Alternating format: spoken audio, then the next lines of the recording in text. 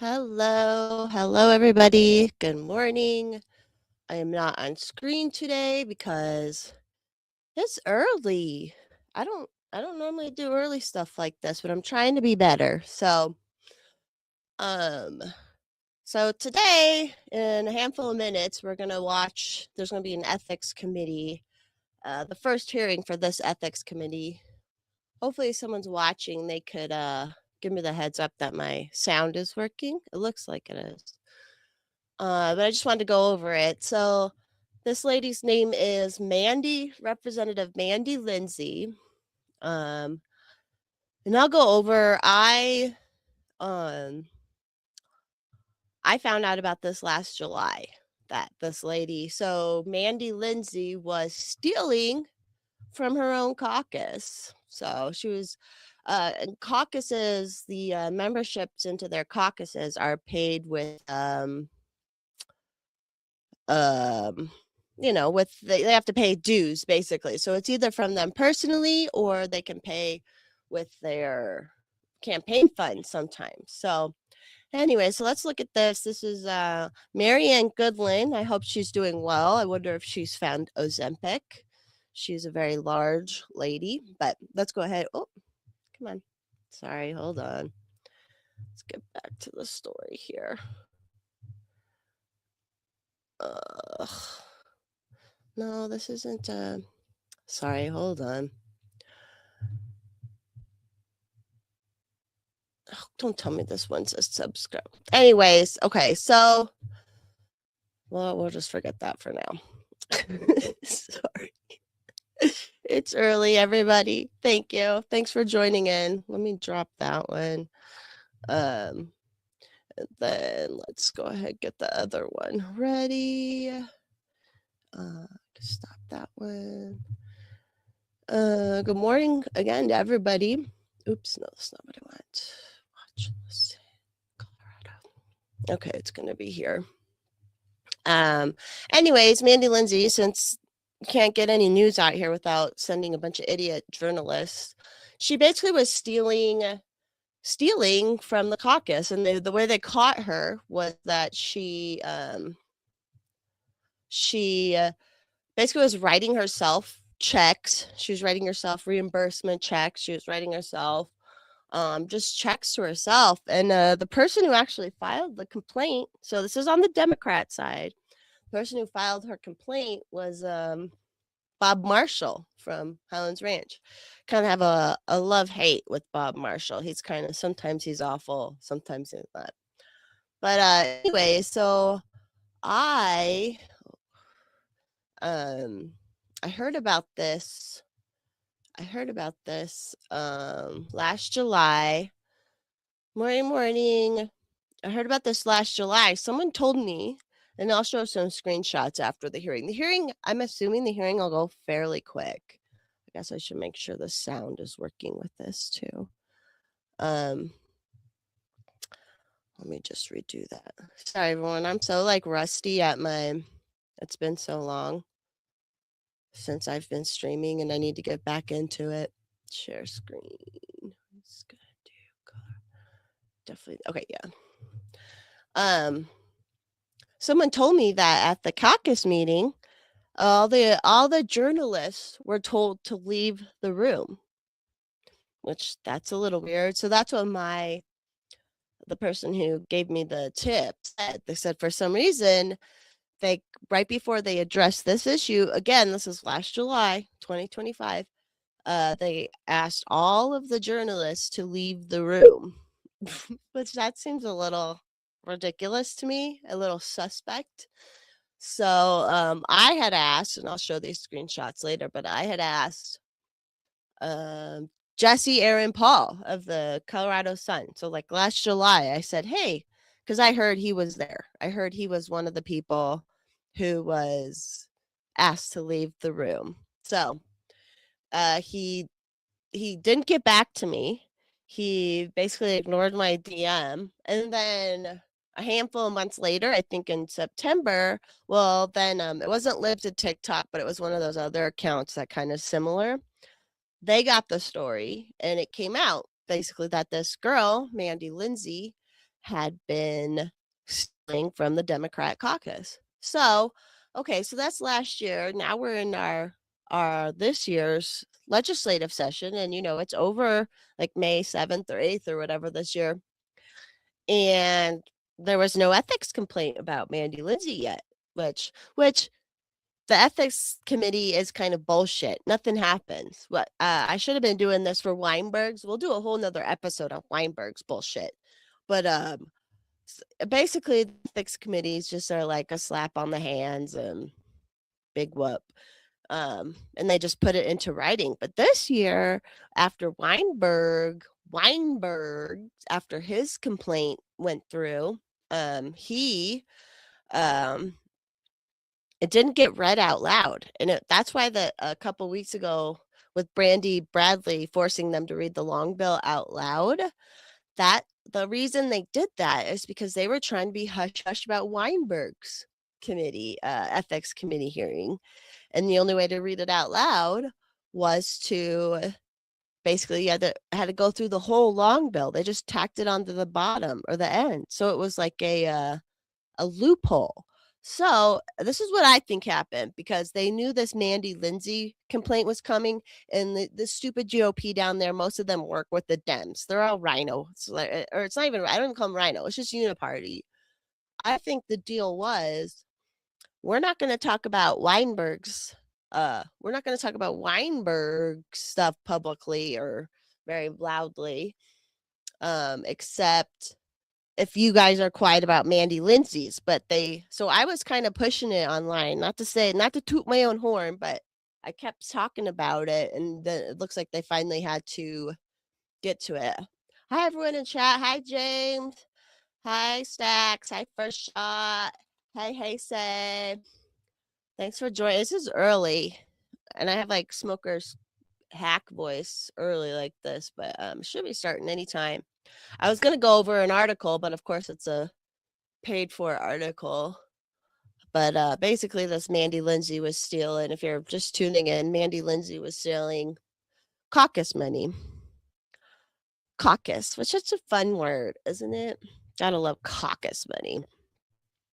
Yeah, so this is the first hearing. So they just pushed this through and scheduled this on Monday, found out.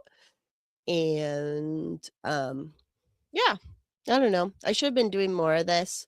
I've been kind of having a hard year. It's been a weird year. When you get attacked by people for being just like a grassroots person who helps, it kind of throws you off your game.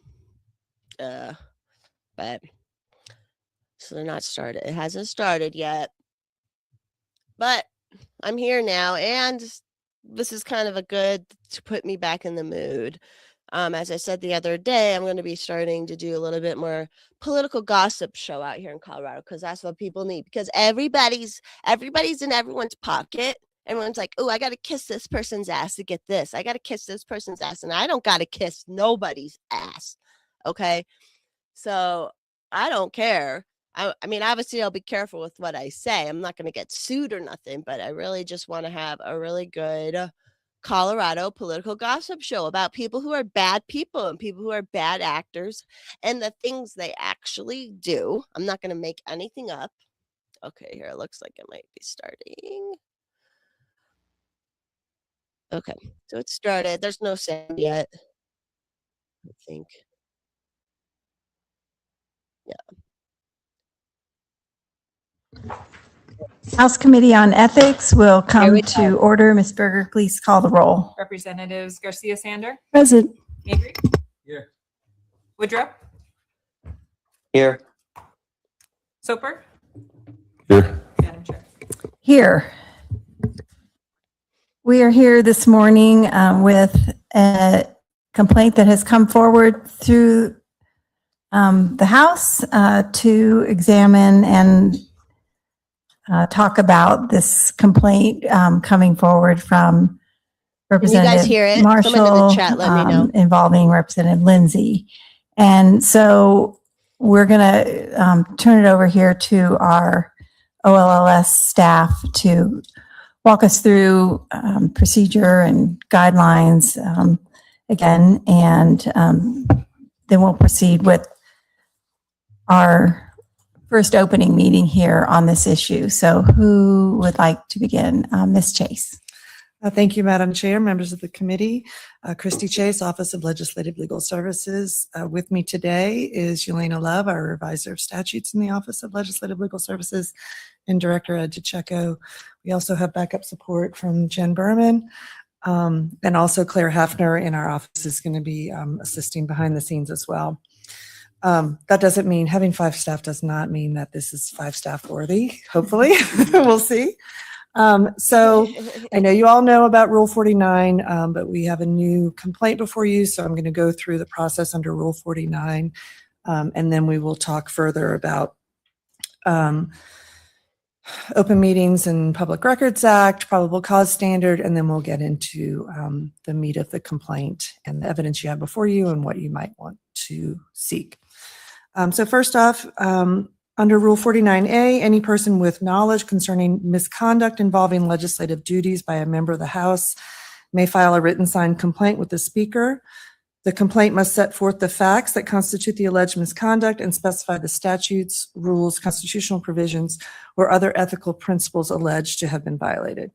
In this case, Representative Marshall filed a signed written complaint with the Speaker on January 26, 2026. I will note the complaint refers to the year 2025. I think that was just a mistake. It was, in fact, filed this year, alleging misconduct by Representative Lindsay regarding her management of the House Democratic Petty Cash Fund. The complaint alleges facts constituting the alleged misconduct and alleges that Representative Lindsay's conduct was, quote, unethical and potentially criminal and violated her fiduciary duties. As I mentioned, Ms. Love will get into the details of the complaint in a little bit. House Rule 49A requires the Speaker to consult with the majority and minority leaders about the complaint and ultimately determine whether the complaint should be dismissed because it does not appear to be meritorious, or if it should be referred to the House Committee on Ethics. Here, the House leadership unanimously determined that the complaint could not be dismissed, and then thus triggering the appointment of this committee under House Rule 49B. How many complaints do The they committee dismiss? was appointed on Monday, April 20th, and today, April 22nd, is your first meeting. Your task right now is dictated by House Rule 49C. You're tasked with making a preliminary investigation of the complaint to determine whether there is probable cause that a violation may have occurred. House Rule 49C provides the basis for the timeline that you have before you. First, under that timeline, Representative Lindsay has the opportunity to provide an answer to the complaint if she so chooses. And if she does, the deadline for that is next Thursday, April 30th, 10 days after the committee is formed. Additionally, the time period for you to conduct this preliminary investigation under the rule is 30 days. So you have until May 20th. You don't have to take until May 20th if you don't need all of that time, but May 20th is your absolute deadline for concluding your preliminary investigation and making your determination on whether or not there's probable cause that a violation may have occurred.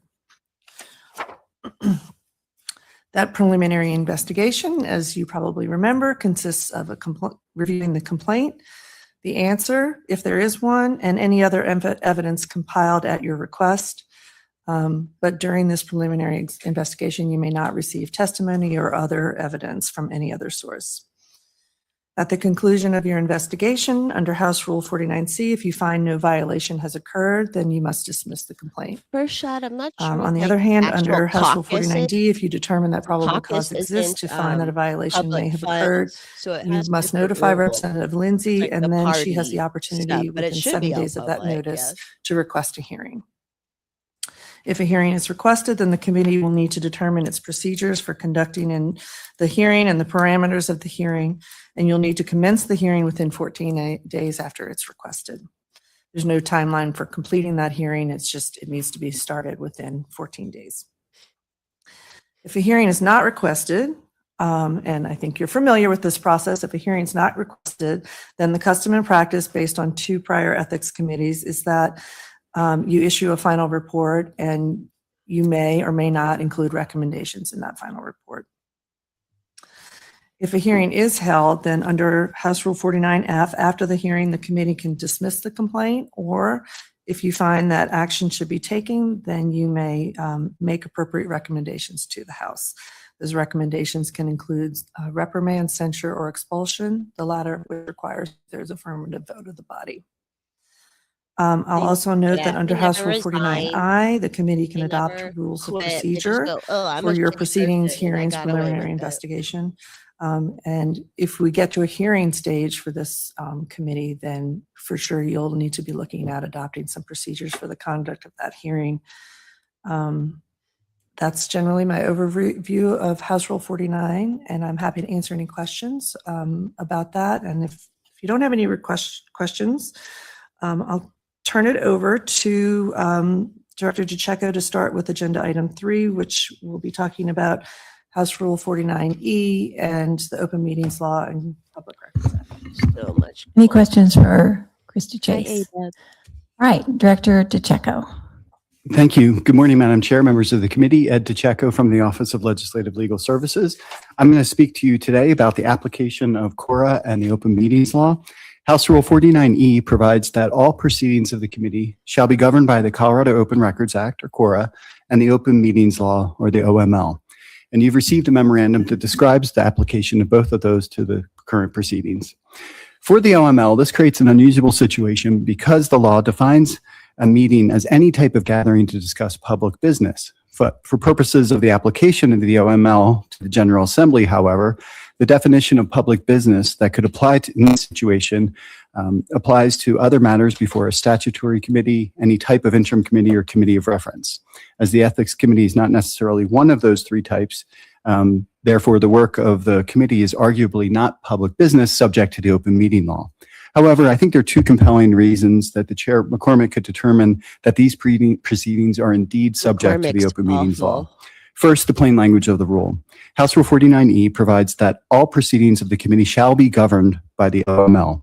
Govern means to control, direct, and strongly influence the actions and conduct of, which suggests that House Rule 49E may be interpreted as establishing an independent requirement that the OML controls the conduct of ethics committee meetings, irrespective of whether those meetings are subject to the requirements of the OML by its own terms. The second reason is consistency. The Committee on Ethics that considered the complaint against Representative Ron Weinberg conducted its business under the OML. So did multiple Senate committees on ethics that met after Senate Bill 24-157, which was amended the definition of public business with respect to the General Assembly. In addition, all of the committees prior to that bill were conducted in accordance with the OML. So doing so would maintain the status quo. If the chair determines that the Open Meetings Law applies to the committee's meetings, then a couple considerations for you as you conduct your business with one another. First, meetings of 2 or more members of the committee need to be done in the open to the public. Second, if there's a majority of members meeting to discuss committee business, or if the committee takes any formal action, which would incidentally require a majority, then full and timely notice of the meeting must be provided to the public. Third, minutes of any meeting of the committee where notice is given must be taken, promptly recorded, and open for public inspection. And the committee may convene in an executive session, but only if it has a basis under the Open Meetings Law, which in this instance would most likely be to receive advice from your legal counsel. If that happens, it would require a 2/3 vote for you to be able to go into that executive session, and that would be 4 members. CORA is more straightforward. The committee records are subject to CORA, and any exceptions to CORA also apply. One side note I should mention is that our office maintains a box account that is available to the public. So if anyone requests access to any of the documents that we have and that are subject to inspection under CORA, we actually don't make them go through the formal requests with Anastasia assisting them and providing kind of all the notice. We just give them access to that box account, and they'll be able to see any of the records that we migrate from the committee's account to the CORA account with any redactions or anything that's necessary under CORA. So with that, I think what we did last time was the committee chair made a determination about the application of the Open Meetings Law to clarify whether it indeed applies. And then if it does, the committee acts in accordance with that.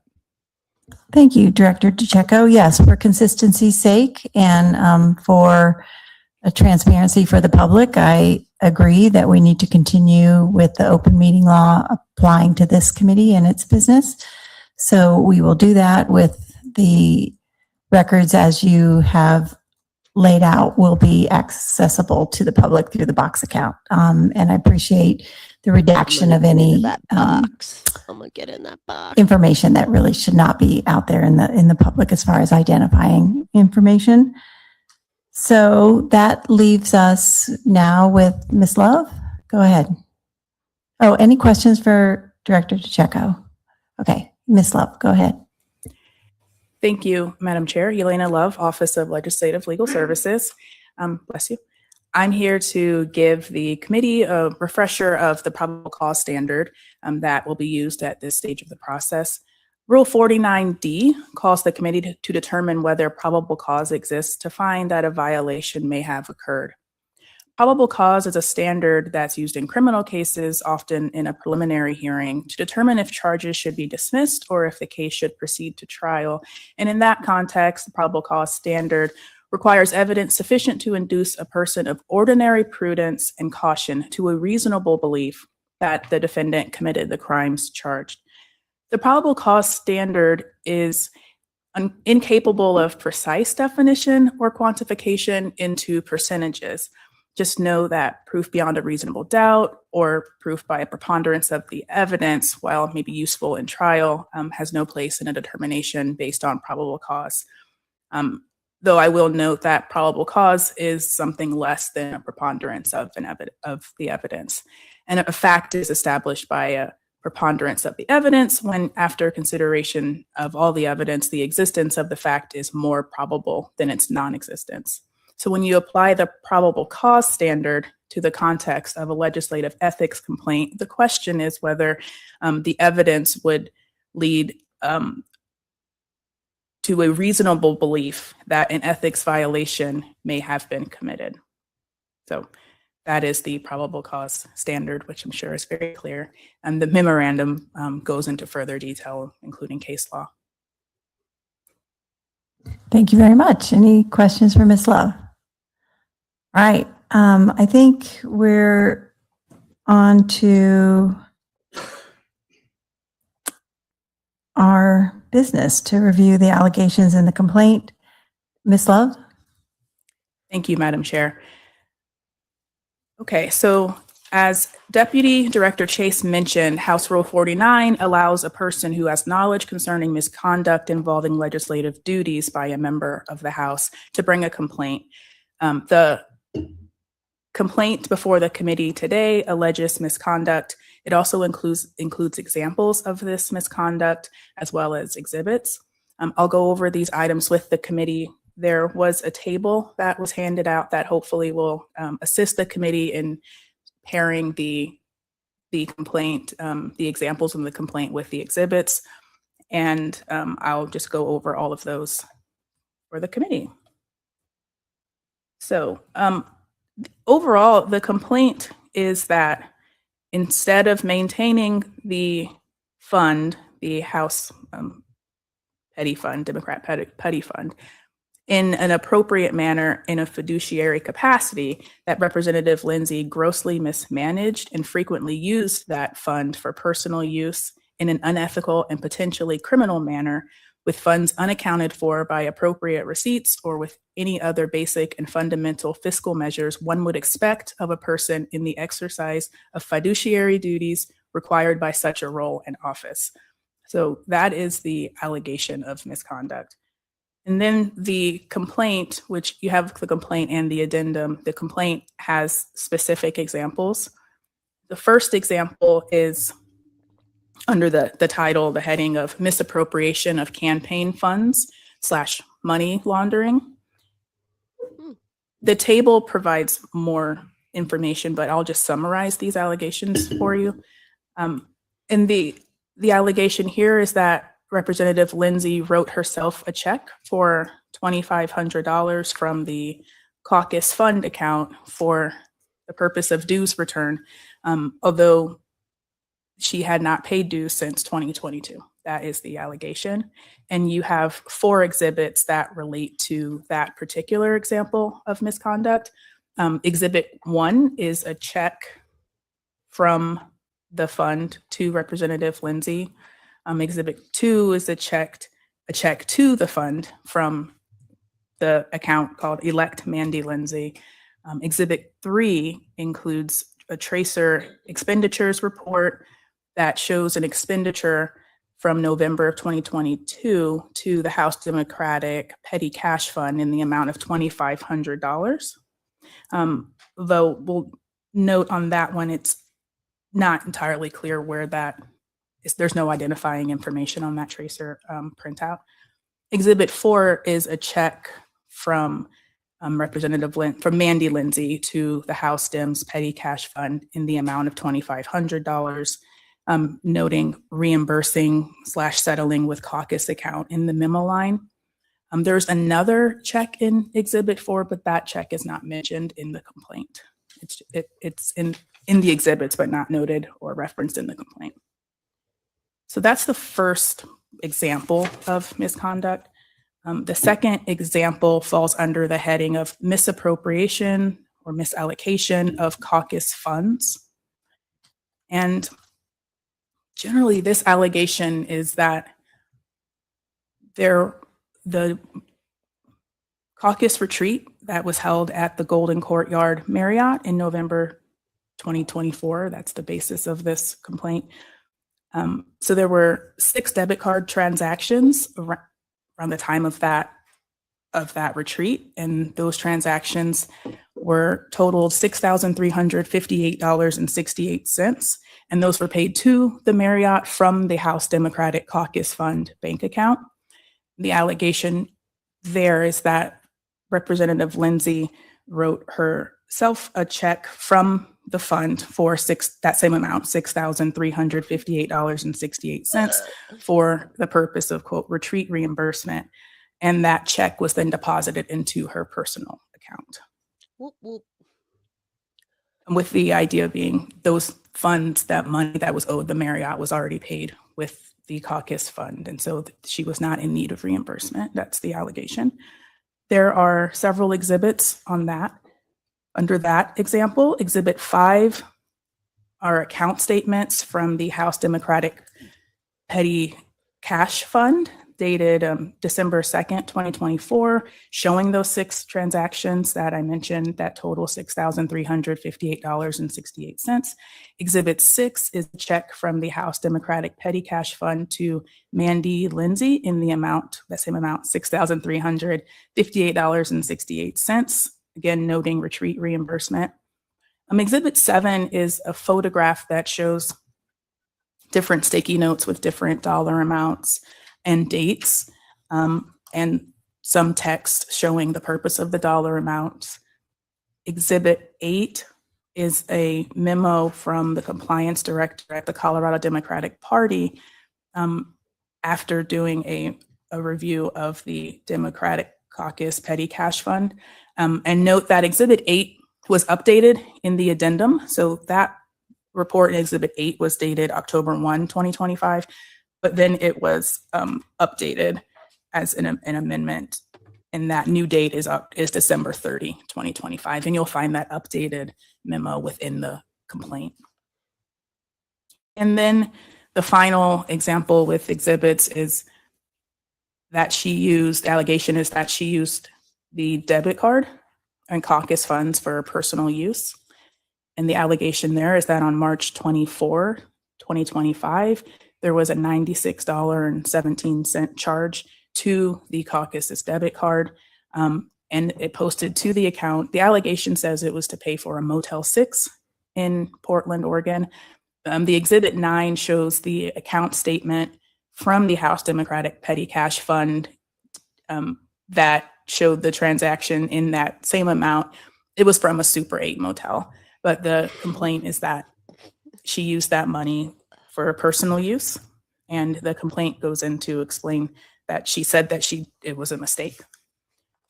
And then there are 2 other allegations that were just mentioned at the end of the complaint but don't have exhibits. One is that Representative Lindsay wrote reimbursement checks, unquote, consisting of round figures from the fund to herself, and that there were prior incidents before this time frame that is included in the complaint where there was the theft of the caucus debit card, and it was used to make $2,000 in retail charges. And again, those two complaints, those two examples of misconduct, I should say, do not come with exhibits. That's an overview of the complaint and how the complaint and the exhibits correspond. Thank you very much. I hope the committee has had a chance to look over all of the exhibits and the complaint before this morning so that we can go ahead and dig into some of this while we have the time. My overall hope is that we could potentially complete the business of this committee before CNADA. I just want to put that out there right now for those of us that are spending the time serving on this committee. So knowing that, please work with all of us to schedule subsequent meetings as best we can. So I did take some time to dig into the complaint and the evidence, and I have some issues I'd love to discuss with the committee or put it up for discussion. The first one has to do with the written word of House Rule 49A. And I would appreciate input on this. It does say that it defines a complaint to be, and this is in quote, concerning misconduct involving legislative duties by a member of the House.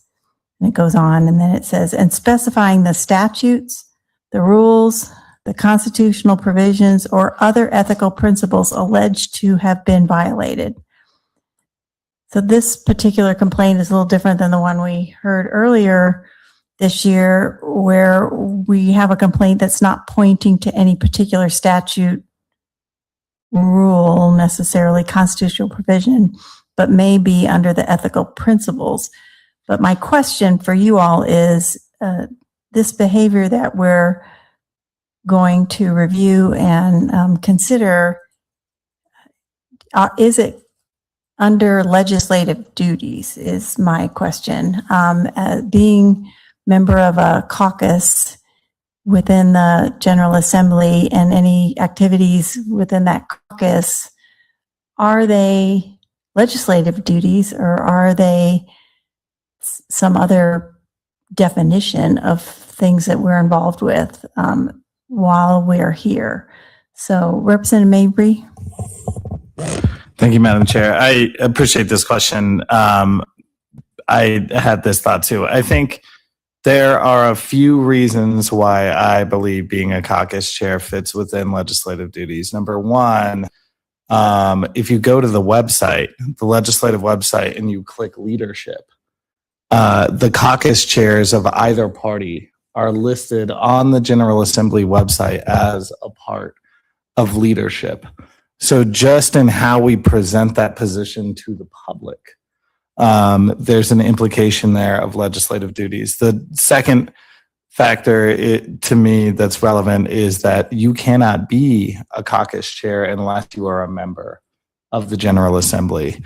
We have partisan staff, we have campaign staff.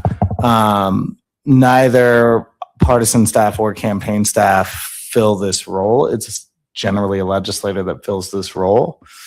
And for those two primary reasons, I do think that the duties and role of a caucus chair fit within legislative duties. Thank you for that. I hadn't actually gone to the website to see that. That's a fair point. Going along those lines, and perhaps maybe you or someone else might know this, is there any place where the duties of a caucus chair are written down? Reading through the complaint, I got a lot of assumptions, and just knowing that any of us can be elected to office on a variety of qualifications or no qualifications. And same goes for, I think, caucus positions. You can run for those positions and have qualifications or not have qualifications and still. So I'm just wondering if the duties, just like you would have a job description, are written down anywhere to be a caucus chair. Does anyone have an answer for that? Even from the Republican side, your caucus, do you have any? This is just one of those questions I had that I'd love to see the job description. Anybody? Representative Soper? Thank you, Madam Chair. And I gathered by everyone looking my direction, there might be a response that I should provide. We don't necessarily have strict job duties. However, it was 2 years ago we did adopt caucus bylaws. And within those bylaws, we did list out some of the expectations of the different leaders. And so for us, our caucus chair does have the obligation to manage the funds within the caucus bank account. Good to know. All right, Ms. Chase? I will just note that if anyone has information about that, it would be the caucuses themselves. We don't staff or provide any support to the caucuses. Those are political entities. So maybe some of your leadership in the Democratic caucus knows if you have bylaws that govern the procedures and rules and duties of members of the caucus and members of leadership. Yeah, that will be one of my first questions to look for, to see if indeed we have anything written down to outline a job description.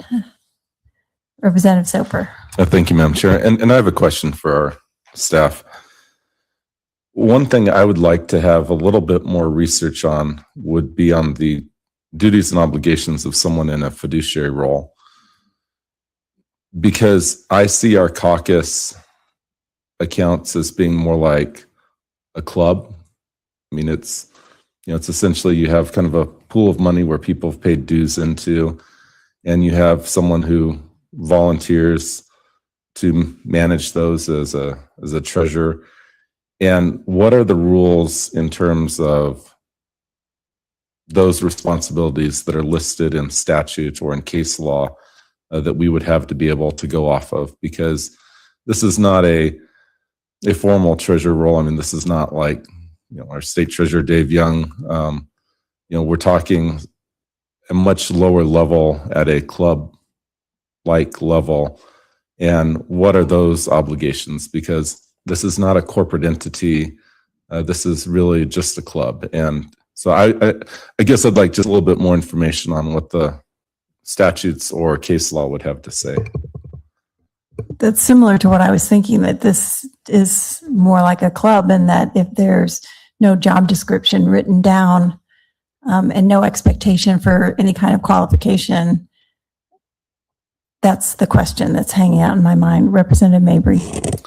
Yeah, thank you, Madam Chair. I really appreciate that perspective from Rep. Soper. In particular, I think we should look into what it means to be a fiduciary. And the Marshall complaint uses that term quite a bit.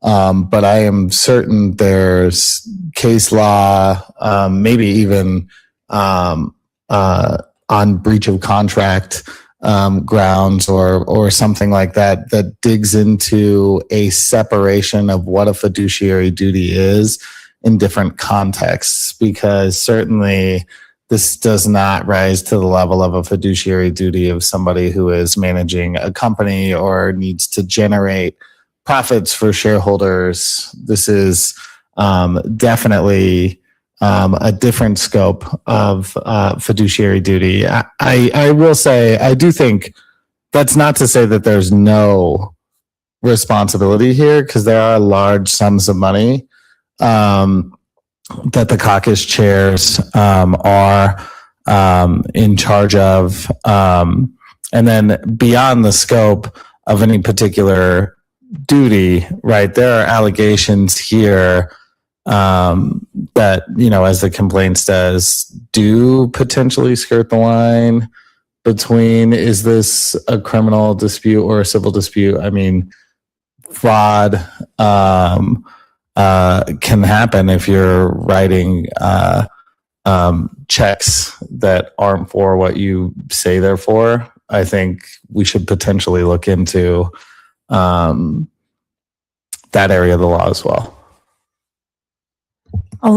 Thank you, Representative Mabry. Along those same lines, I'm interested to know what the legal definition of money laundering is. I mean, I know what it is, but I'd like to know a little bit more about some of the terms that Representative Marshall used in his complaint. I had separated it out into 4 different things. He talked about gross mismanagement of funds. He talked about extreme negligence in handling of the fund, which could be the same. He talked about misappropriation of funds or money laundering.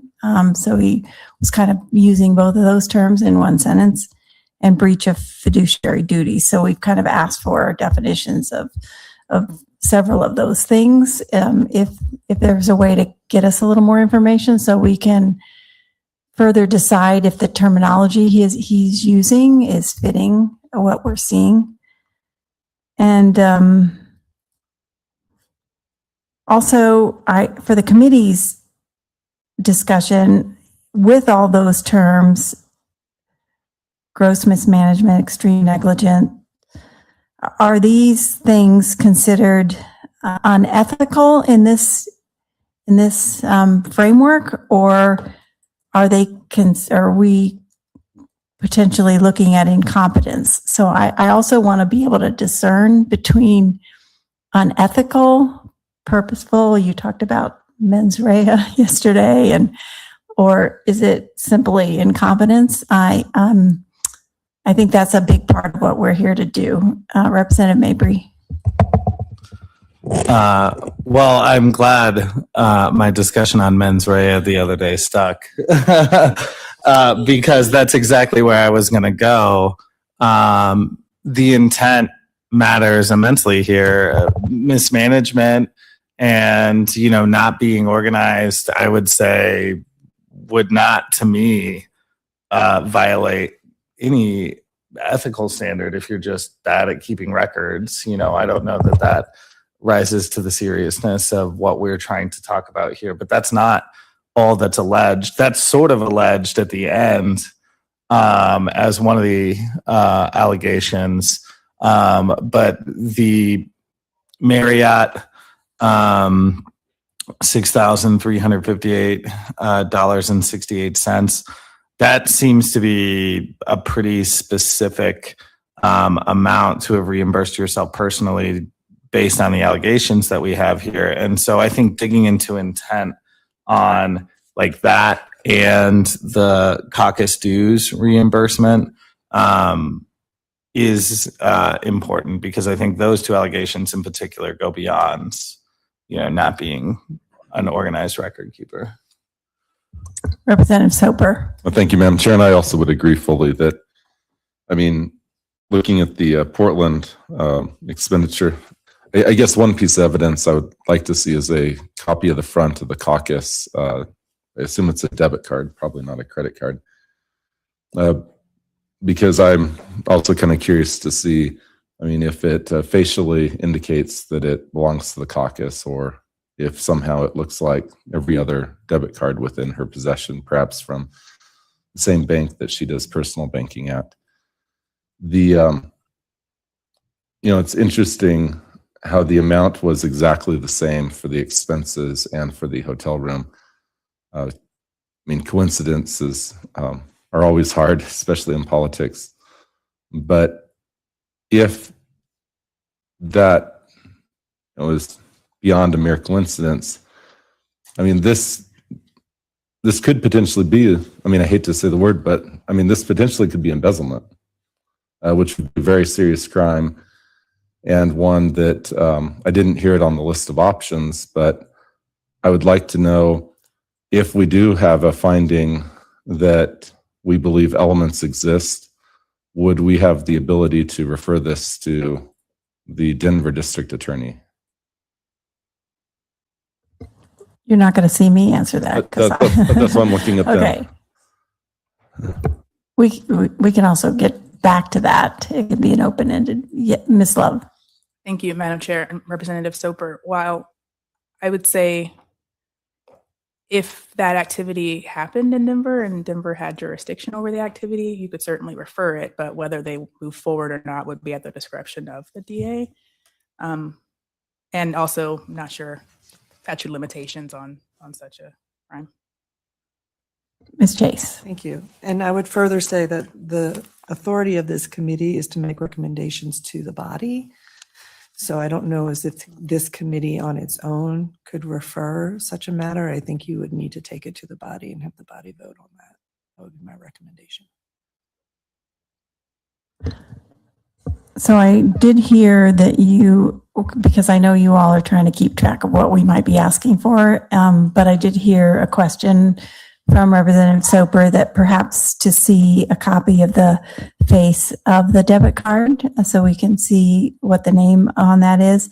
I do know just from my own experience that often your cards are entered into Google Wallet or Apple Pay, and you have to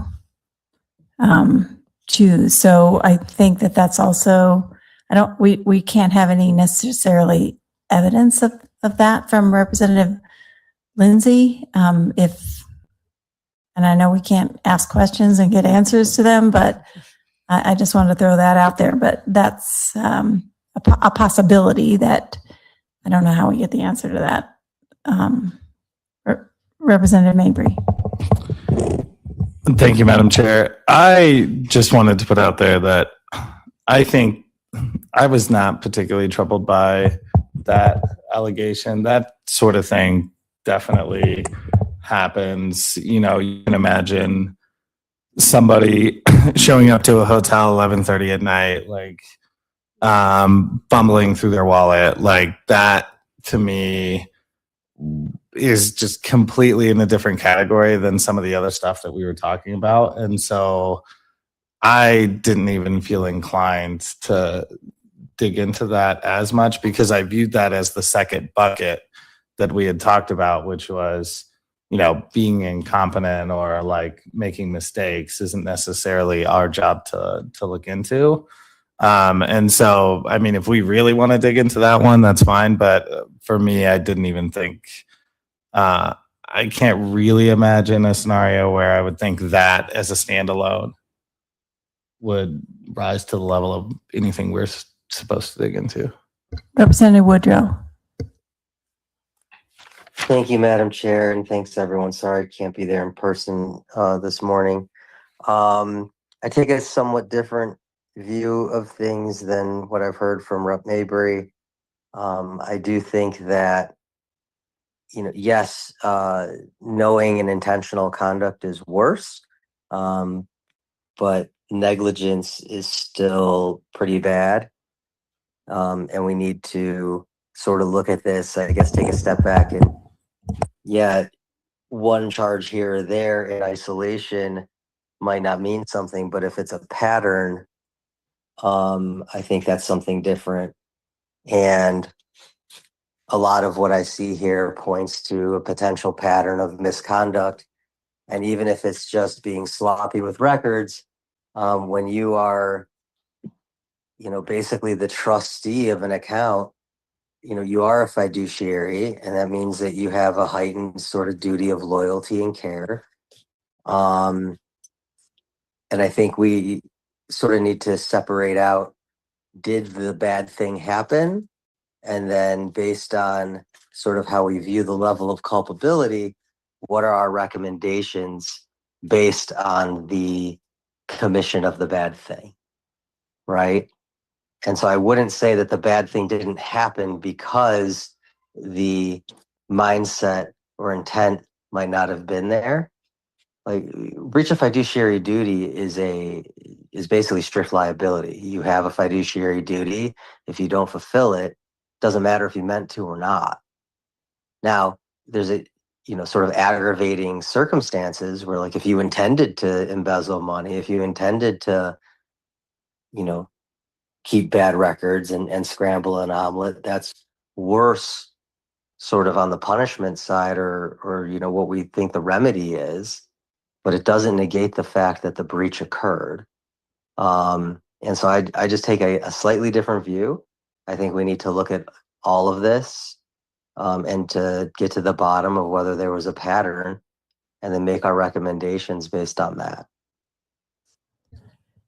Thank you, Representative Woodrow. I do look at the debit charge, though, similarly to Representative Mabry, because we don't see a pattern of that happening on that particular side of things. But Representative Woodrow, what you're saying is, zoom out and kind of look at the whole picture. So I appreciate that. I do have quite a few things that I think I would like to ask for, to potentially look for, and then I want to ask the committee as well. Ms. Chase. Well, thank you, Madam Chair. I was going to ask a question about Representative Soper's request, but I think maybe I can ask it when we go back over the full list of things that you all want. So I'll hold for now. Sorry about that. Okay. In Representative Marshall's claim, on page 2 of his complaint, he references, he says, when confronted by the second caucus chair. So he brings in reference to Representative Joseph here. He doesn't name her, but that's who the second caucus chair is. Without her being named, but her title being in there, are we allowed to ask for any and all documents that Representative Joseph may have related to this complaint, going all the way back to when she was selected to be co-caucus chair? Because I would like to know if she has anything. Text messages, emails, written down, anything. And also, Representative Marshall says that in the complaint, Representative Joseph, or the co-caucus chair, can, quote, bear witness to obfuscation and delay of efforts to uncover or address these issues. So if that's the case, I would like to know if she has anything that could be shared with the committee. Also, do you want to see Representative Mabry? Thank you, Madam Chair. Yeah, I think on that point, like the bear witness piece, obviously we can't take statements, but surely there are contemporaneous emails about these things, and whether it's receipts, but statements that she made to people at the time are certainly things we can consider. As long as they're written down somewhere. Right. To that point, Madam Chair. Yes, Ms. Chase. Thank you, Representative Mabry. I think that we will need to do just sort of like we did in the last committee, the time frame. So anything that is dated prior to the formation of the committee. Mm-hmm. Right. And I think it was November 22nd that Representative Joseph became co-caucus chair. Was that of 2025? 24. It wasn't 22. Oh, right. 24. It was of 24. Thank you. I think I know the answer to this question, but I'm going to ask it anyway. Are we legally allowed to ask for personal credit card statements from Representative Lindsay? Is that step? Well, the reason I'm asking is I was trying to, again, zoom out and look at that incredibly amazing fact that this amount on the debit card, 6,000 whatever, was exactly the same amount as this other reimbursement charge. And if for some reason her own personal credit card statements added up to that number of her needing to be reimbursed for whatever it was she used her own card for. So again, I'm looking for all the pieces of information that we can possibly have, but I don't know if we are allowed to ask somebody for that. Representative Mabry has an idea. Go ahead. Thank you, Madam Chair. I definitely think that we can ask for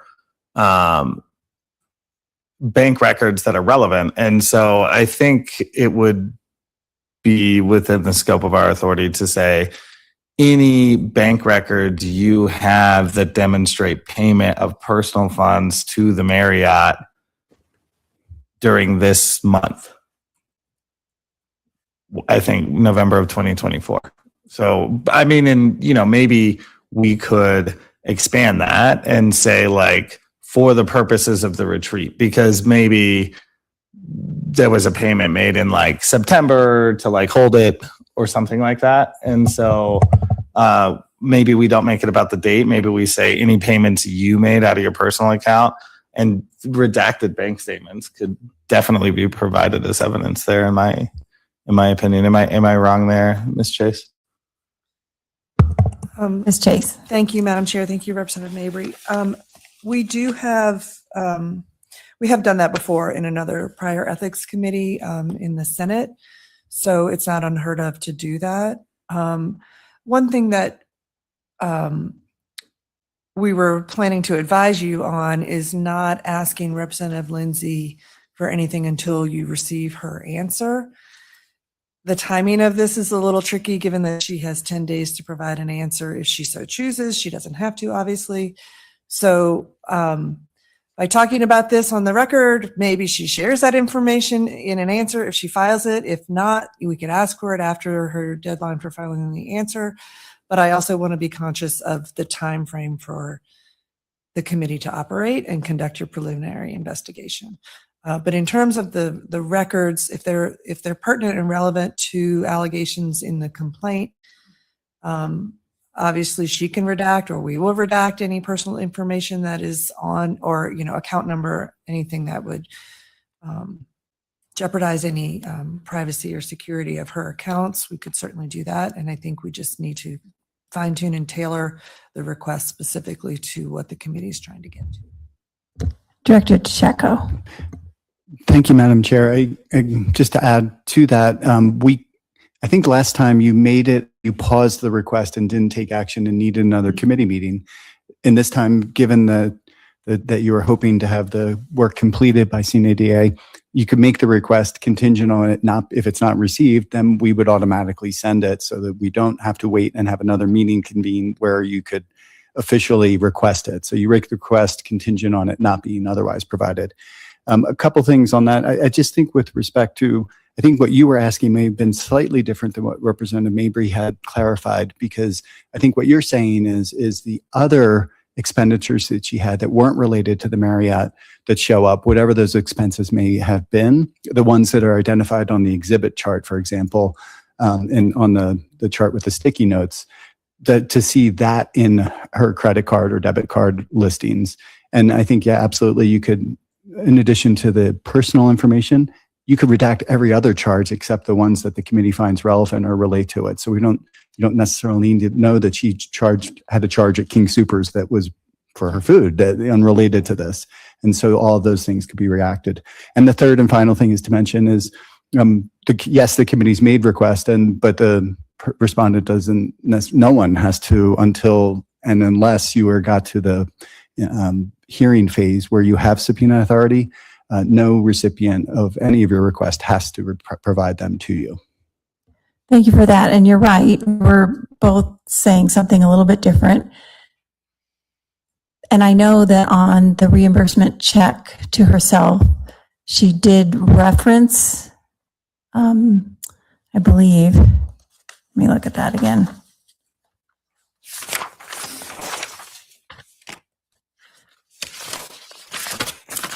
You did reference that. No, let's see. Is it number 6? It says reimbursement or retreat reimbursement. Yeah, so she did in the memo specifically reference the retreat. But then in all the sticky notes, it's hard to tell that that's all, even though the date is there, it's hard to tell what those things really are. Actually, the dates are all over the place.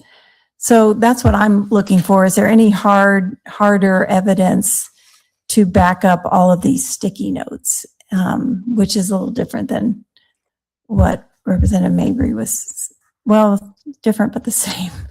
Anyway, I Describing the process. I think by you were which- too, yeah. It can be redacted. She doesn't have to. Yes. post all of her finances. So I think, yes, this is a formal request, but we'll wait the 10 days so that it's already requested, if that makes sense.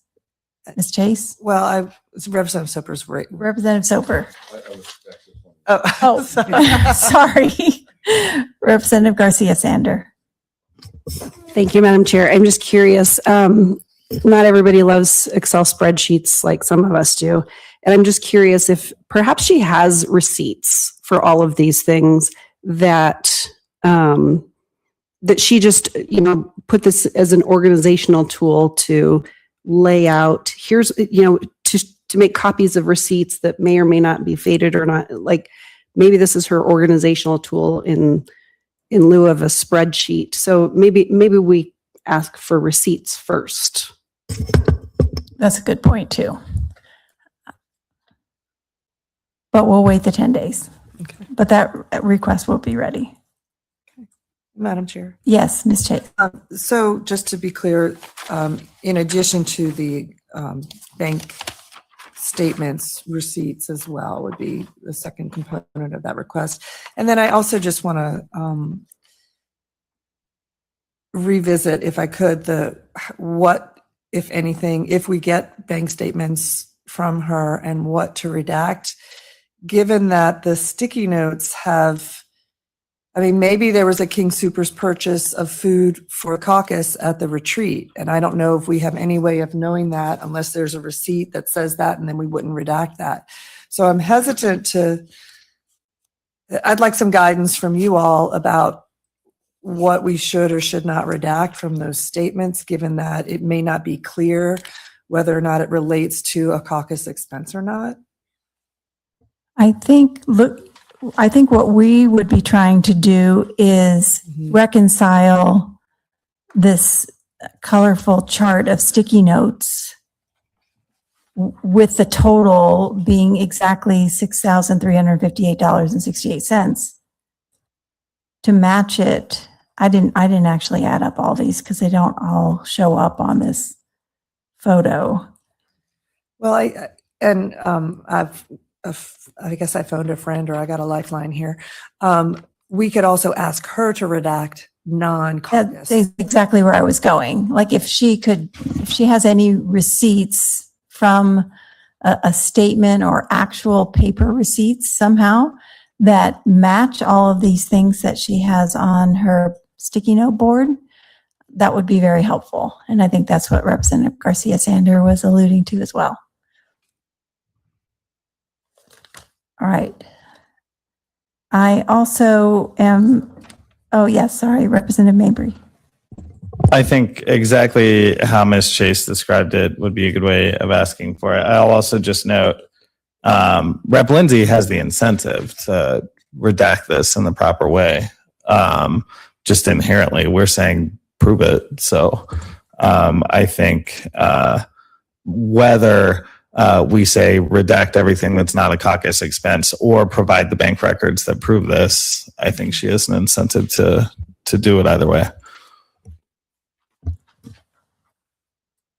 I also want to, I know this is something I could personally go do, but as a committee, I want to be able to look at elect Mandy Lindsay's tracer account for any checks written to the House Dems Petty Cash Fund, or HDPCF, since January of 2022. I know that Representative Marshall provided us with that partly, but I want to see the whole thing to see if there's any other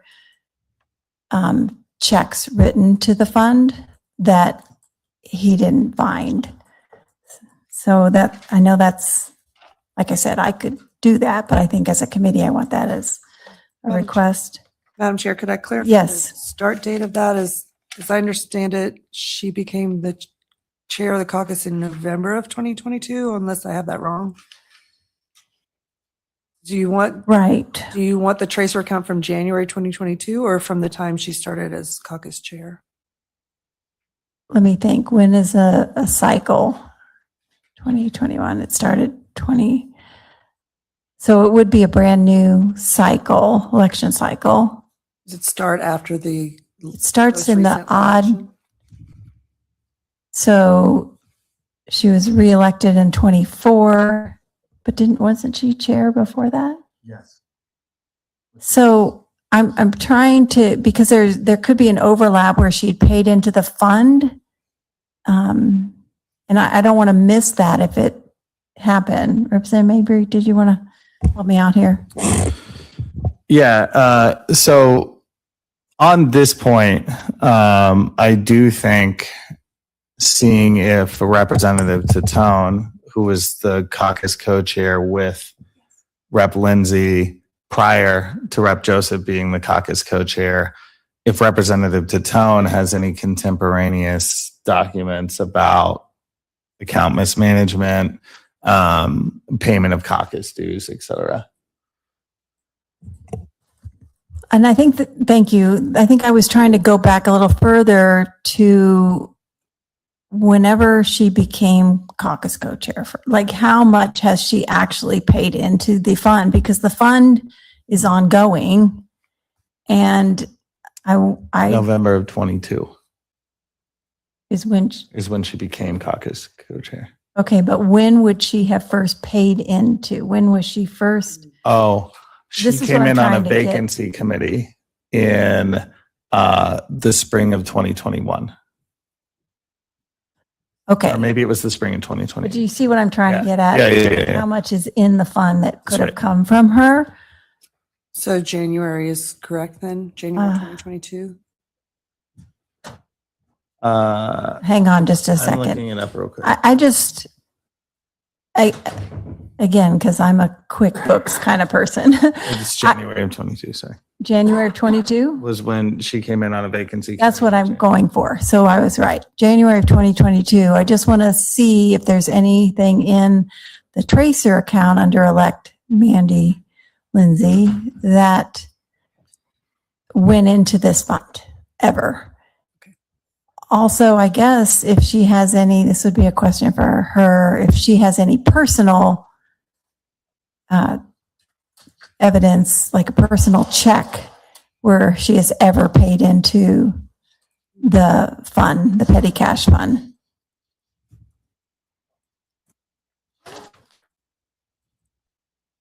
I also want more background info. I'll give you a chance to catch up. More background information showing the documentation that was reviewed by the Colorado Democratic Party, Will Quinn, the compliance director there. What were they shown to do their preliminary review of the petty cash fund? Because we've gotten their answer here, and how they came up with their conclusion, but I'm just curious to know what were they shown that might help us? Because we don't have that in front of us. And also what new evidence allowed them to update their review to December 30th, 2025.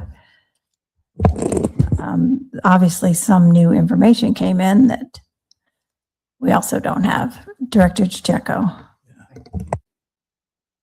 Thank you, Madam Chair. I just want to clarify on the documents they've received. It also mentions in the memorandum that interviews were performed. Would you like to see if there's any notes, interview notes that they may have? So they may have other written records of things that occurred, not necessarily just records they had received. Yes. Let's see. Just trying to find that. Where did they do interviews? It was just in the overview, first paragraph. Source documentation was provided in batches and interviews were performed. So if there was Okay, yes. notes related to interviews. So yeah, whatever those batches of documentation, yes, if they have any written record of that.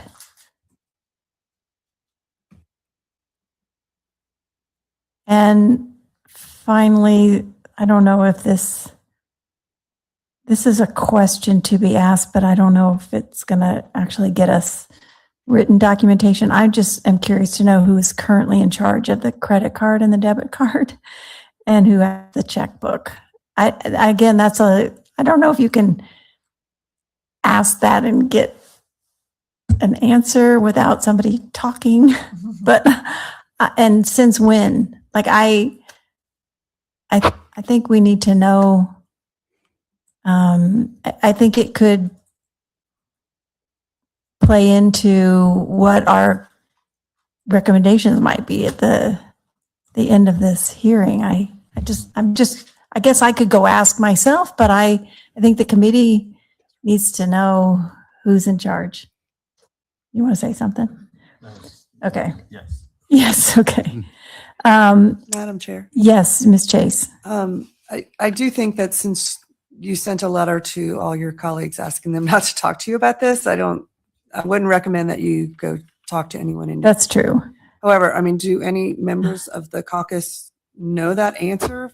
I don't know the answer is really why I'm asking. Does anyone else know? I think leadership took it over, but I'm not. I think that too. I think that. But I don't know that it has been explicitly stated, but I think that. I just don't. Yeah.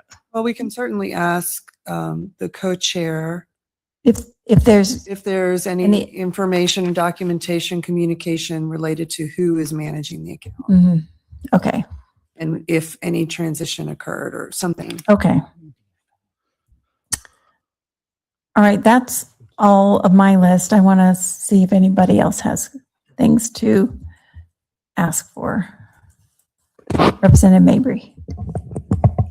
Thank you, Madam Chair. And Rep. McCormick might have gotten this in the scope of the ask, but I just wanted to double check because it was a thought that I had to.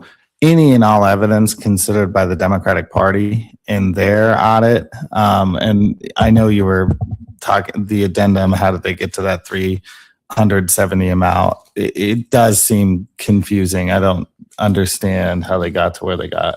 So anything that they have would be relevant. I also think it's probably useful for us to ask leadership what information they have, because there were probably, it's sort of alluded to. And actually, I think I've heard Rep. Marshall say this, that when Rep. Joseph figured out something was wrong, she asked a bunch of people what she should do and what was out there and what people knew. And so some of that will come from Rep. Joseph, but I think, maybe this is evidence that we ask for upon getting stuff from Rep. Joseph. If there are emails that Rep. Joseph has that we don't have responses to, or maybe like that person then emailed somebody else. So I just want to flag there could be a web of stuff that we ask for based on what Rep. Joseph put out there that was contemporaneous. Yeah, Ms. Chase. Ms. Chase. Sorry, I am so used to chairing. Committee of chairs. Thank both of you. So just to clarify, when you say leadership, are you referring just to the speaker and majority leader, or are you referring to any other members of leadership? I think that we would be referring to the speaker, majority leader, and the co-caucus chairs there. So Rep. Joseph, Rep. Lindsay. Representative Woodrow, I do see your hand. Go ahead. Thank you, Madam Chair. I think it might make sense to ask who her staff was during the time period, and if any are still around, if they have any documents. My understanding from the process and the caucus co-chairs is, they don't go to the store themselves to buy the stuff. They usually send a staff person. Those people might have firsthand knowledge of what transpired. So you're asking about Representative Lindsay's staff, just to be clear. Correct. So Representative Lindsay's aide or aides during this period of time.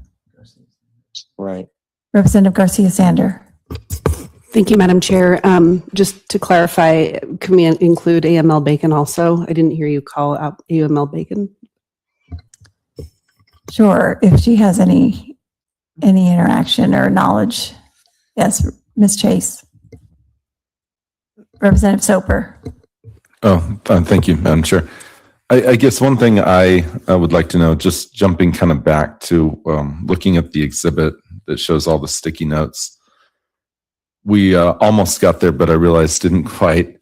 In any sort of financial statements that she has, I know we talked about receipts, but it could be there's a corresponding dollar figure to each one of those in a financial statement. So that certainly would be of interest. And then kind of jumping back over to the conversation that we're having right now, I would like to know, because surely aside from Representative Marshall, there was some sort of an internal investigation done by the House Democratic leadership, aside from just asking the Colorado Democratic Party to do a review of the financials.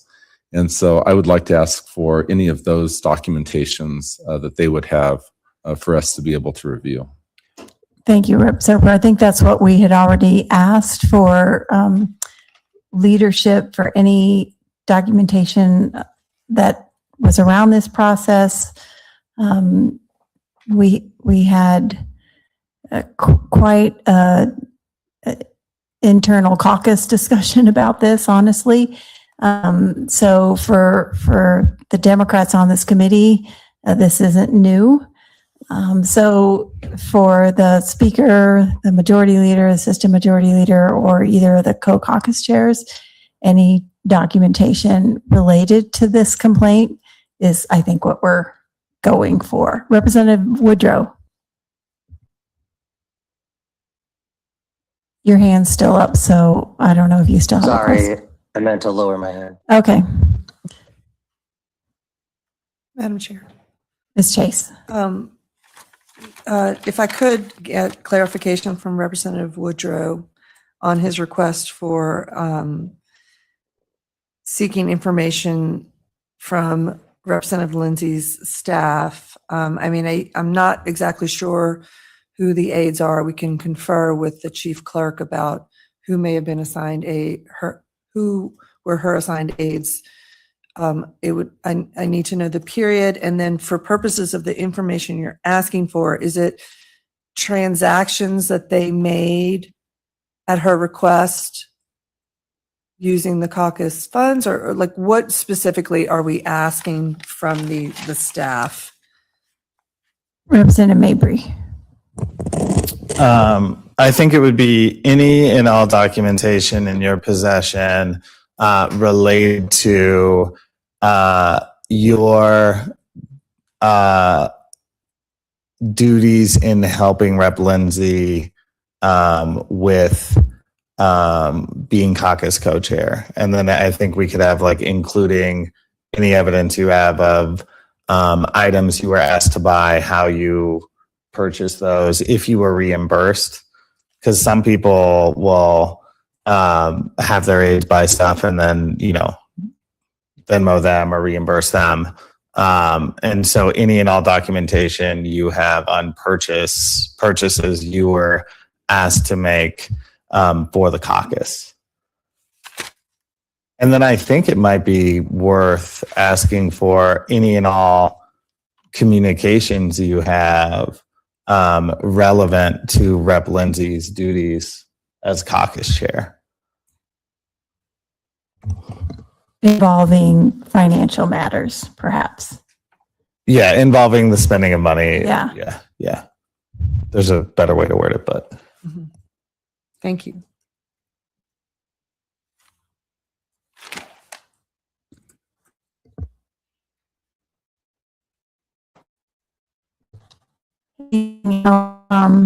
It's time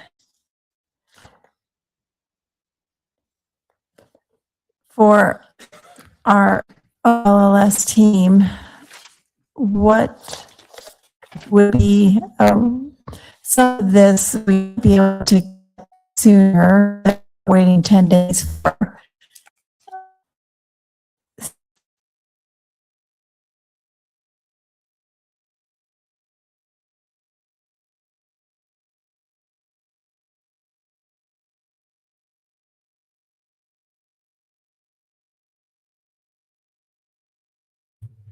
Uh-oh. Since Oh, we're back. we probably need to look at when our next meeting could be, what's a reasonable amount of time where we should look for our next meeting date? Ms. Chase?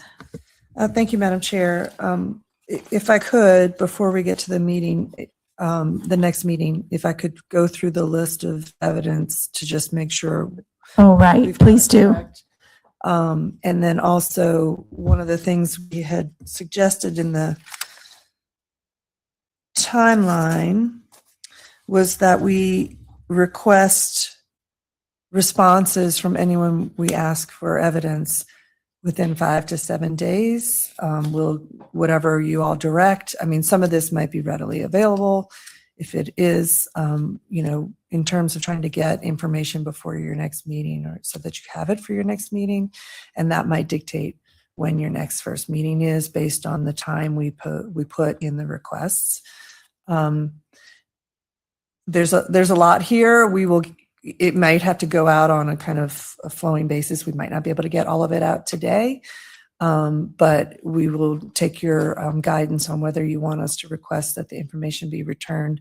I mean, 5 days would be Sunday, so we probably look at 6 days, Monday, or do you want to say, I don't think 2 days is reasonable, just say by Friday. Right. Or 5 days is actually Monday, I guess. 5 days. I do prefer to go on the shorter end of things. Okay.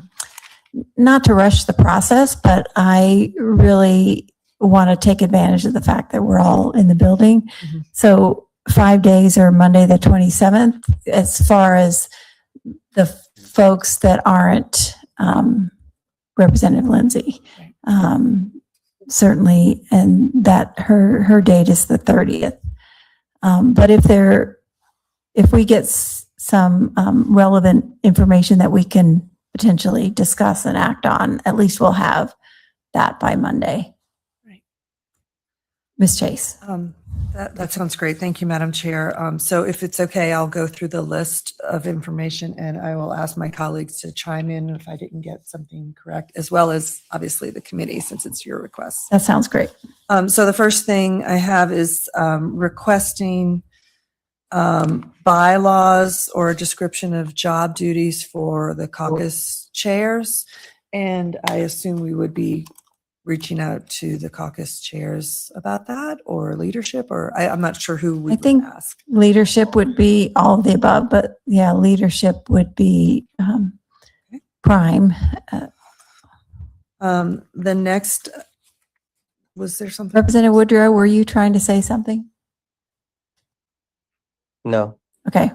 The next request, and I'm just going to assume this is the form that Representative Soper was asking, but a memo on fiduciary duties, case law and jurisprudence and common law, things like that about, and there are some statutes like within the Consumer Protection Code or things like that in commercial codes, if that's information that you want on that, but there's also restatement of laws and things like that that have information about fiduciary. We'll put together a memo on fiduciary duties.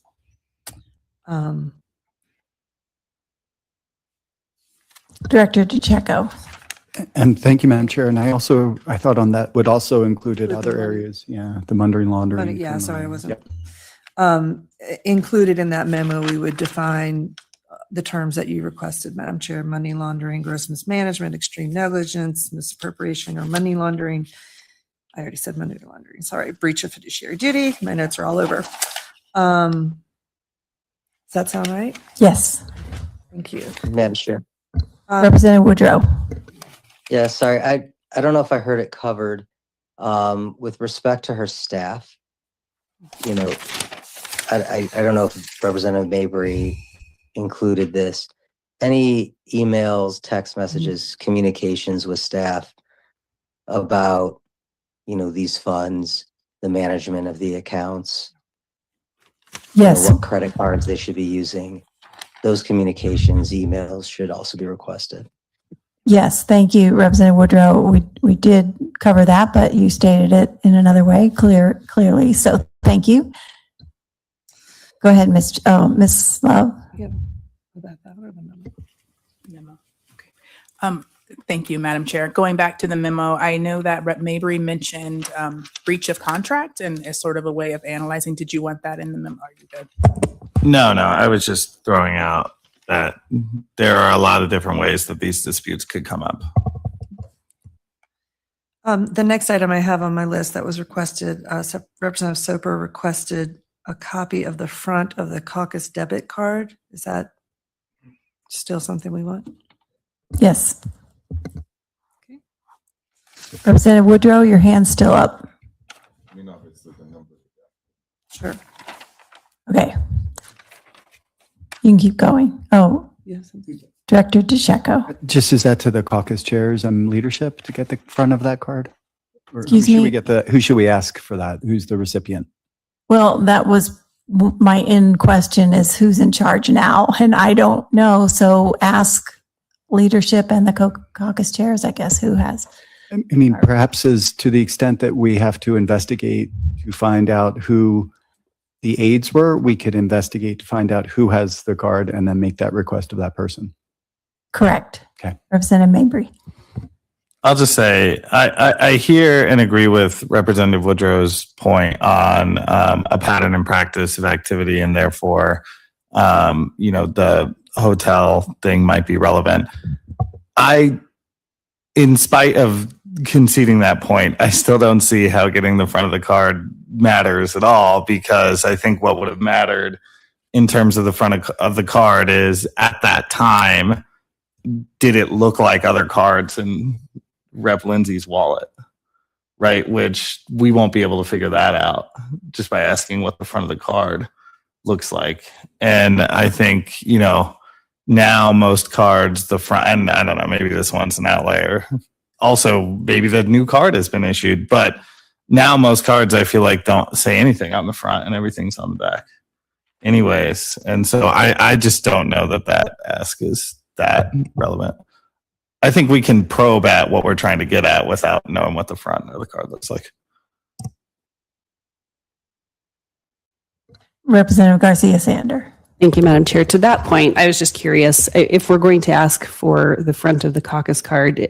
If this were me and I have 3 different debit cards, I request that they all look different, because I have, like, when you're, digging through your purse or your wallet, you're trying to find the card to quickly pay for something for caucus or something for personal use. And so if we're going to ask for the front of the card, what does that look like? Are we going to also ask for her personal, just to clarify, was it just an honest mix up that she pulled out the card that she thought it was at 11:30 at night, paid for it quickly, and then realized the mistake? Representative Soper. Thank you, Madam Chair, and thank you, Representative Garcia Sander. Thank you. That's an excellent point. I think we should actually ask for the cards that she would normally carry. Obviously, have the numbers redacted, but so that we see what the face of each card looks like. Because if she has, for example, all her accounts at First Bank, the caucus petty fund is also at First Bank, and she chose not to distinguish them. They're all the standard issue card with the orange square. I think that's their trademark. I'm not real sure. Then you can kind of see how an honest mistake plays out. But if they're all completely different accounts and from different companies and maybe even different materials. I mean, some, titanium, this, I mean, those can also lead to whether the decision to use one or the other. So I'm gathering that we might want to at least have a look at what the cards that Rep. Lindsay uses look like. Ms. Chase. Thank you. Could I, given that we're talking about a transaction that occurred in March of 2025, should we be narrowing this to the cards that if she knows that she had in her wallet in March of 2025? This is true because cards get updated and all my cards don't look alike, and I've almost made that mistake more than once. So I guess we can ask for that time period because that's really the relevant time period for that particular one charge that's in question. And if they don't exist, they don't exist, but we asked. So to clarify, instead of asking the caucus chairs, we're going to ask Representative Lindsay for a copy of the front of the credit cards that she may have had in her wallet in March of 2025. And if the card is the same card that's presently being used, she may not have it, but somebody else may have it. So that may take asking. Representative Woodrow. Thank you, Madam Chair. I just want to make the point that, what we're asking for is basically stuff that would bolster her own defense and, it would basically be exculpatory, which means, prove her innocence. We should definitely ask for it. And she should probably be more than willing and eager to provide it. Right? I mean, if she, we're obviously asking for receipts and all this other stuff. This is the type of thing where if you're accused of mismanaging an account, if you didn't mismanage the account, you readily bring forward as much evidence as humanly possible to show that that's the case. And so I just want to make the point that, yeah, we should definitely be asking for this stuff.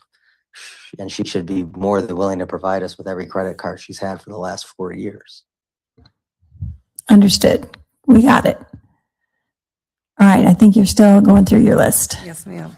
The next item I have is a request to Representative Joseph for any and all documents related to caucus chair or fund records, as well as communications, contemporaneous communications regarding from when she became the caucus co-chair and related to the fund and allegations in the complaint. Yes, definitely related to the allegations in the complaint. And I know that as before, you all will be the gatekeeper for any information that comes in and make sure that we only get what is relevant to this particular complaint. You can keep going. Okay, thank you. The next is a request to Representative Lindsay regarding credit card and debit card statements, bank records demonstrating payment. I'm not sure if Representative Mabry went down this path, but I'm not sure if it's supposed to be limited to payments to the Marriott or on or around November 2024 for the retreat out of her personal account. And related to that is receipts, but we'll phrase them, there'll be two separate bullets, but receipts that she may have that relate to her personal expenditures for caucus expenses tied to or not to the sticky notes or and not necessarily tied to the Marriott only, because that the sticky notes cover not just that expenditure, it appears. So records of her personal accounts related to expenditures on behalf of the caucus. Is that correct? Yes, so it's correct in the fact that we're looking for backup information to verify the reimbursement check that she wrote to herself for $6,358.68. Any records there, but also specifically to the Marriott In particular, and again, as Rep. Woodrow said, any of that evidence would be extremely helpful in her defense that she can bring forward for us. Did I cover that all? Yeah, I was just going to say 2 separate asks there. So 1, receipts, bank records related to the sticky notes. 2, receipts, bank records related to personal money that you spent related to the Marriott trip. Right. And asking her to, if we need to spell this out, redact anything that's not related. Correct. Or you say She can. Right. In trying to help us reconcile. Next, I have a request from the chair for tracer account statements for the elect Mandy Lindsay or related candidate campaign accounts for Representative Lindsay since January 2022. Yes. To the House could pull Democratic that. Petty Cash Fund. Right. Sorry. Specifically, I don't need all the other. Right. Yeah. And sometimes it's abbreviated. Yes. So unless you tell us otherwise, we'll just get the tracer account statements that will include everything. Well, I think you can search by payee. Okay. So you can search by House Democratic, whatever I said, and then the name of the fund fully spelled out, but sometimes people write checks to HCDPF, Yep. whatever. And it's also House Dems, Petty Cash. Sometimes it's, Fund FC. yes. Okay. Representative Mabry. This is another example of something that Rep. Lindsay should just want to provide us because it would be helpful to her case. But getting at this tracer point, I think we need to add a thing to it that says, and any bank records from your campaign account that demonstrate payment was made, because I feel like that's what we're trying to get at. And, you know, maybe she didn't report it in tracer or her tracer is messed up. So I think bank records, and like, I think we can word it the same way we did for the hotel, right? So it's either, you know, receipt or bank record that you have showing payment from the campaign to the petty cash fund since January 22. Right. Okay. Is that clear? I think so. Okay. And is that Director payment? DeCecco. Thank you, Madam Chair. And is that payment not necessarily limited? It could be from her personal account as well, and just any payments. Any payments that can prove she's paid either through her campaign account or her personal account Yes. into the petty cash fund. So you're right, it may not have translated. Okay.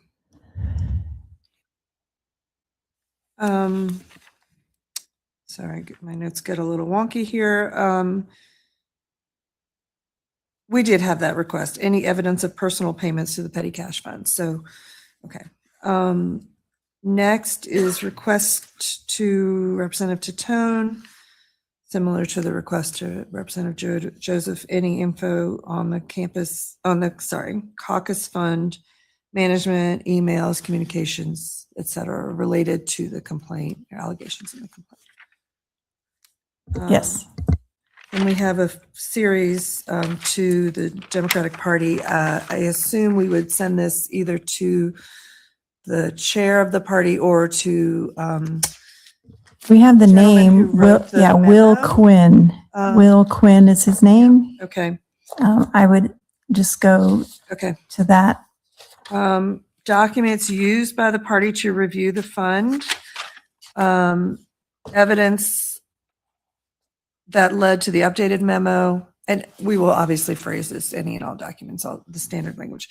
Notes or written records from interviews during the audit. Any and all evidence considered by the Democratic Party in its audit.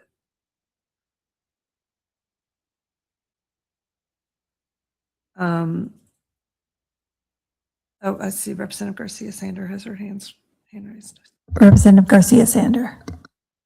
Thank you, Madam Chair. And it just dawned on me that Representative Lindsay has a filing agent on Tracer. Would it be helpful because we are asking for a lot of bank statements, receipts, et cetera, and looking at timeline? Would it also be helpful to ask the filing agent for some tracer records, if she has anything to clarify if things were reported or, overlooked or whatever? Would that be helpful? That, did you want to say something? I mean, I just feel like Rep. Lindsay would have that stuff, and it would be, she would have an incentive to provide it. I definitely see that somebody might have that, but Rep. Lindsay's trying to prove her innocence. Right. Yeah.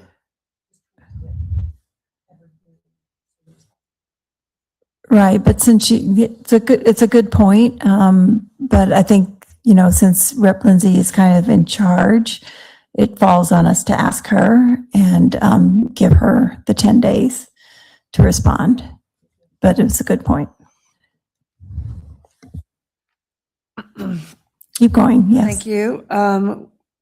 Also, a request to Representative Joseph regarding who is currently managing the fund, who's in charge of the credit card, debit card, checking account, anything related to managing the fund. Who has that information currently? Who is doing it? We can ask her formally through a request if she's got any documentation or communications related to that. I think that we also talked about just maybe us asking her individually offline. Yes, her and House leadership, the Speaker, Majority Leader, Assistant Majority Leader. Yeah, we have another request that is to ask leadership and the co-caucus chairs about any information or communications they have related to the fund and these allegations. Correct. Director DeCecco. Thank you, Madam Chair. I'm just wondering, for purposes of the committee, when trying to summarize the complaint or allegations of misconduct, is it enough to capture the committee's intent to simply say allegations of mismanagement of the petty cash fund? Is that a summary of all the things included in the multiple pages instead of trying to go in? Or do you want specificity of all of the things included? So we have to summarize kind of what Ms. Love talked about earlier with the 5 allegations. What are you looking for and when we make these requests on your behalf? Representative Mabry. I think it depends on who we're asking. So for Rep. Lindsay and the people who are more involved, definitely break it out. And be, the Marriott, what do you have? The sticky notes, what do you have? I think for some of the more leadership, Rep. Joseph, That's broader. Yep, it's fine.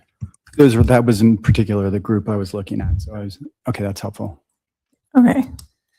The next item I have is to ask Representative Lindsay's legislative staff or aides for any documents, any and all documents in their possession related to the duties in helping Representative Lindsay as caucus co-chair, including items related to purchasing and whether or not purchases for the caucus and getting reimbursed, as well as communications related to her responsibilities regarding the fund.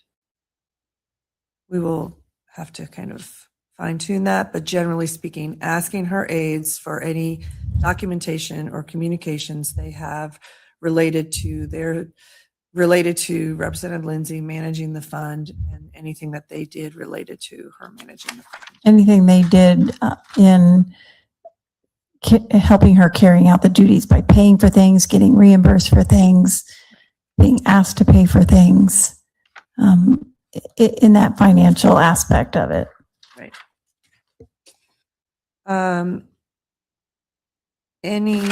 Let's see. Any financial statements corresponding to the sticky notes? I think we already kind of covered that by modifications to prior requests. Any documents, this would be included in a prior request to leadership, I believe, but request to leadership regarding any documents related to the review of the fund, separate from the Democratic Party review of the fund, but internal caucus review of the fund. And then we will be reaching out to the chief clerk and any House staff that can help us figure out who Representative Lindsay's aides have been since she's been the caucus co-chair. Yes, and I wanted to add when you were saying any internal discussions on leadership in reviewing the fund, also any documentation they may have on guidance or requests or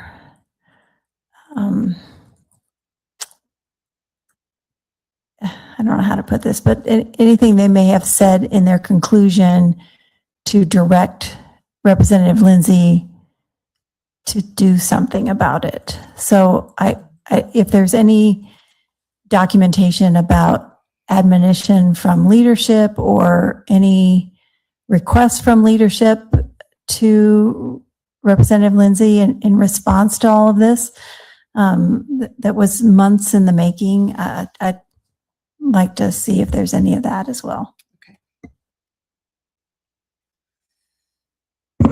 Anyone else, committee? Ms. Chase?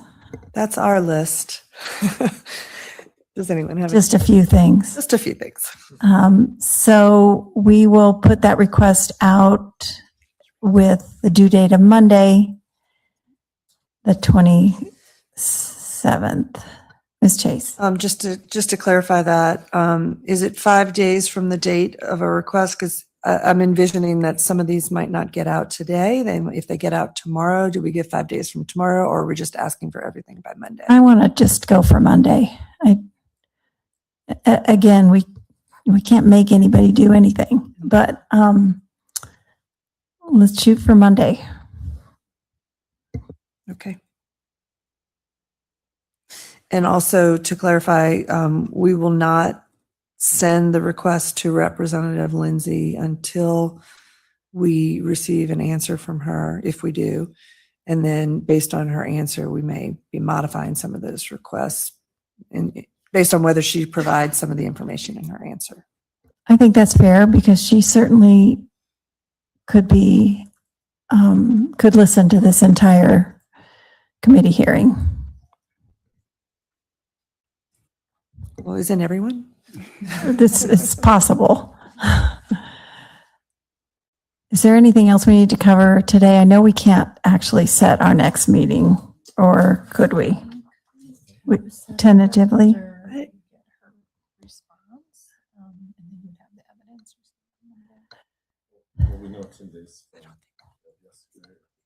April 30th is 10 days for her response.